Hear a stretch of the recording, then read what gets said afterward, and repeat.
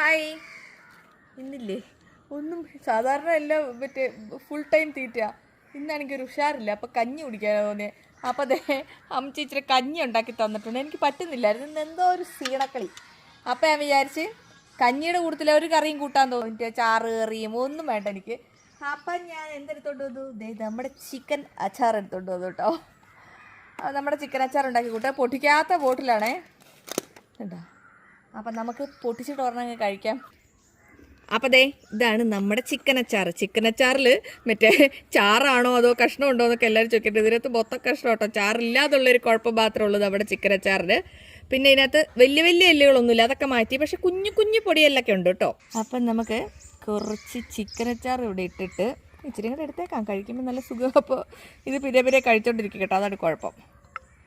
അപ്പോൾ ഇത് കൂട്ടിയിട്ട് എന്ത് ചെയ്യാം, നമുക്ക് കുറച്ച് കഞ്ഞി കുടിക്കാം. എന്നാണെന്തോ ഒന്നും തിന്നാൻ തോന്നിയില്ല, ചിക്കൻ അച്ചാർ കൂട്ടി കുടിക്കാൻ തോന്നി. പെട്ടെന്നൊക്കെ നമുക്കേ എന്തേലും ഒന്ന് കൂട്ടി കഴിക്കണമെന്ന് തോന്നുമ്പോൾ ചിക്കൻ എടുക്കാം, പൊട്ടിക്കാം. സത്യം പറഞ്ഞാൽ ചിക്കൻ അച്ചാർ ഫസ്റ്റ് ടൈം ഇട്ട് നോക്കുമ്പം ഒത്തിരി പേര് ചോദിക്കും, നമുക്ക് എപ്പോഴും ബീഫ് ആയതുകൊണ്ട് ചിക്കൻ ഉണ്ടോയെന്ന്. അപ്പം എനിക്കൊരു സംശയമായിരുന്നു ചിക്കൻ അച്ചാർ ഇട്ടാലേ രസം ഉണ്ടാവുമെന്ന്.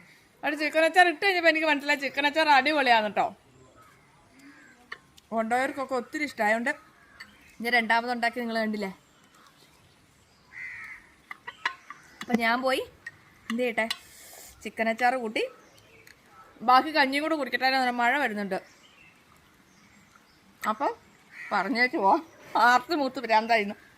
ഇത് ചിക്കൻ അച്ചാറിൻ്റെ 250 ബോട്ടിലാണ്. ഇത് ചിക്കൻ അച്ചാറിൻ്റെ 500 ബോട്ടിലും. മഴ തൂടി. അപ്പോൾ ചിക്കൻ അച്ചാർ വേണ്ട ഒരു വാട്സപ്പ് ചെയ്തിട്ടോ. ഞാൻ ചൂടോടെ ഇച്ചിരി കഞ്ഞിയും ചിക്കൻ അച്ചാർ കുടിക്കട്ടെ.